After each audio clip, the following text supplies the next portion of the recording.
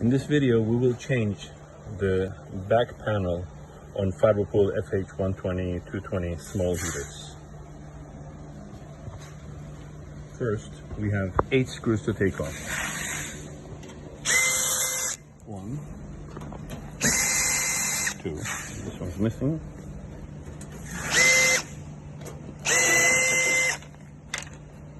4, 5, 6. Then I have these two here.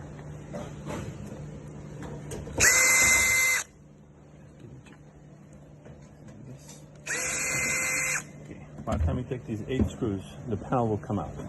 You have to be very careful here. You have the ambient sensor.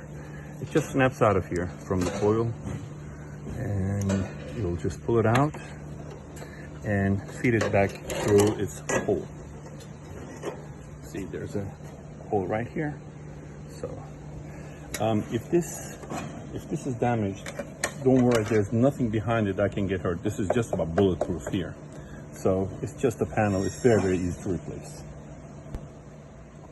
So first, we'll feed this sensor through it. Pull it out and get it into position. And start by putting the guard screws on.